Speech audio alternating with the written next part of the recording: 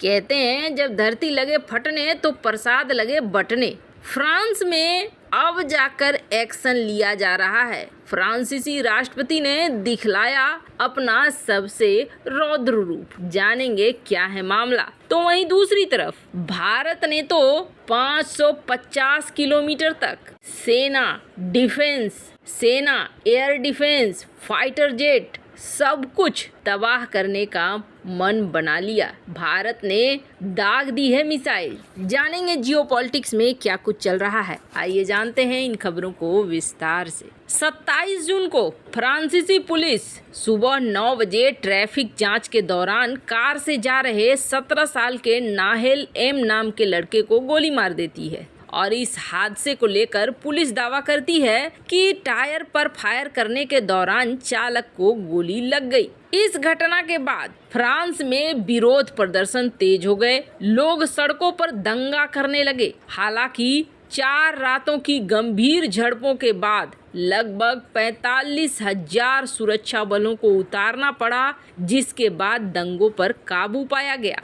लेकिन फ्रांस को ये समझ में आ गया कि फ्रांस ने जो बहुत बड़ी गलती की है, रिफ्यूजियों के साथ सख्ती न बरतकर, उसका असर अब दिखने लगा है और इसे देखते हुए फ्रांस अब कड़े रूप अपना रहा है। वैसे आपको बता दें, मेरीन ले पेन जो फ्रांसीसी राष्ट्रपति के खिलाफ खड़ी हुई थी, अगर ये सत्ता पर होती तो समझ लीजिए कि उसी समय बहुत बड़ा बवाल चालू हो जाता। मेरीन ले पेन ये एकदम से खिलाफ है रिफ्यूजियों के और ये इन लोगों से जो कट्टरपंथी हैं उनसे निपटने के लिए बहुत कड़े नियम अपनाना चाहती हैं। फ्रांस में जो ये लड़ाई भड़की थी, ये लड़ाई फ्रांस से फिर स्विट्जरलैंड से फिर ये स्वीडन तक जा रही थी। सारे चीजों का सार यही निकला कि रिफ्यूजियों ने यूरोप में आतंक मचाना शुरू कर दिया है। अब फ्रांस थोड़े कड़े नियम अपना रहा है। वैसे तो उस समय ये भी सवाल हुआ था,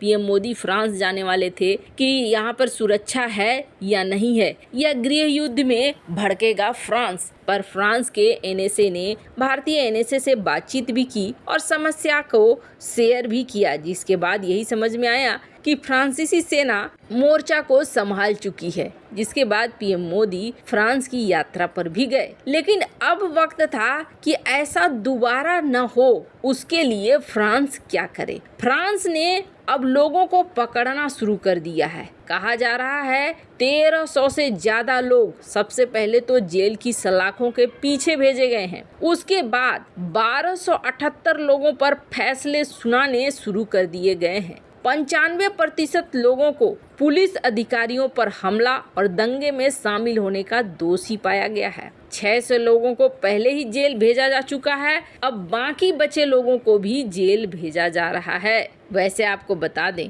फ्रांस ने ये भी कहा है कि अब हम कठोर सजा देंगे। फ्रांस के न्याय मंत्री ने अदालत से कहा है दंगे में जो भी लोग शामिल थे उन्हें कठोर से कठोर सजा दी जाए। कुल 3700 लोगों को गिरफ्तार किया गया है, जिसकी आयु केवल 17 साल थी, जिन्हें नाबालिग अदालतों में पेश किया गया है।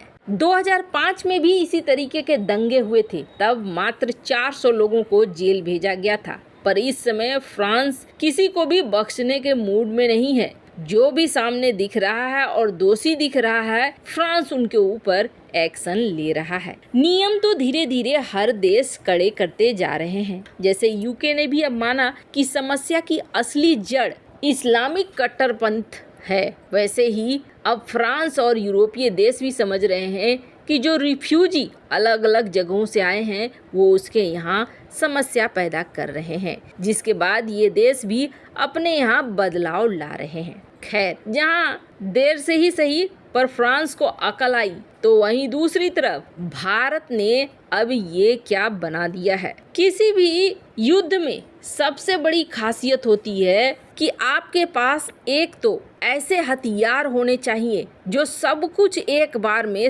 तबाह कर सके। उनको छोड़ने के लिए इस्तेमाल हो फाइटर जेट, क्योंकि फाइटर जेट से किसी भी इंस्टॉलेशन को और दुश्मन की सेना पर बड़े रूप से हमला करना सक्षम होता है। तो पहली बात आती है कि आपके पास ऐसे फाइटर जेट हों जो फाइटर जेट आपके हथियारों को फायर करने की काबिलियत रखते हो। अब देखा जाता है अलग अलग तरह के फाइटर जेट होते हैं, जैसे भारत में ही ले लीजिए, सुखोई 30 है, मिराज 2000 है, इसके अलावे राफेल है। सुखोई 30 और मिराज की संख्या भारत में अभी ज़्यादा है, राफेल की संख्या अभी कम है। कुछ हथियार राफेल में फिट होते हैं तो सुखोई में नहीं, सुखोई में फिट होते हैं तो मिराज में नहीं। मतलब आपके पास एक हथियार तो है, एक मिसाइल है, एक बम है, लेकिन वो हर जगह फिट नहीं होता है, तो यहाँ आपके लिए एक बड़ी दिक्कत पैदा हो जाती है।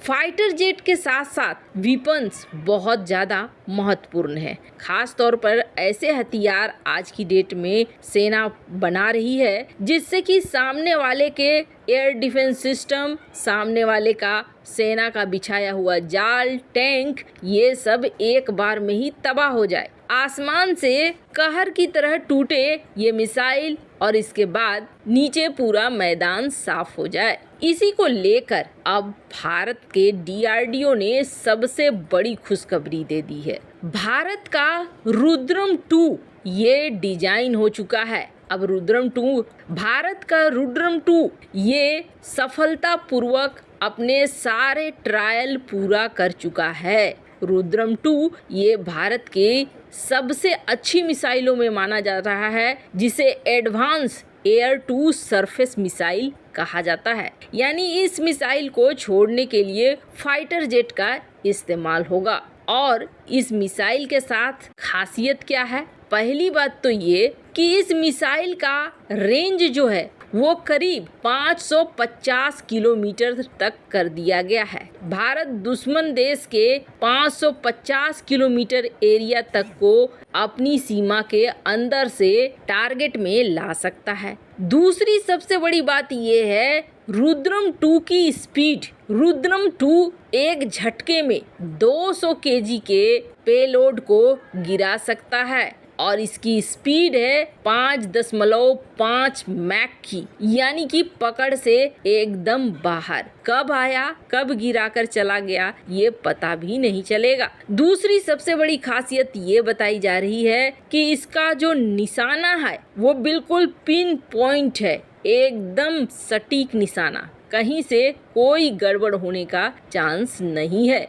और उससे भी सबसे अच्छी बात ये है कि रुद्रम 2 ये सुखोई 30 में भी फिट हो जाएगा, मिराज 2000 में भी फिट हो जाएगा। यानी भारतीय वायुसेना के सारे मुख्य फाइटर जेट में रुद्रम 2 बहुत आसानी से फिट हो रहा है। रुद्रम 2 एक हीट सीकिंग मिसाइल है, यानी कि ये गर्मी को भांप कर टारगेट पर निशाना करती है। यानी कि रनवे को उड़ाना हो, बंकर को उड़ाना हो, एयरक्राफ्ट हैंगर्स को उड़ाना हो।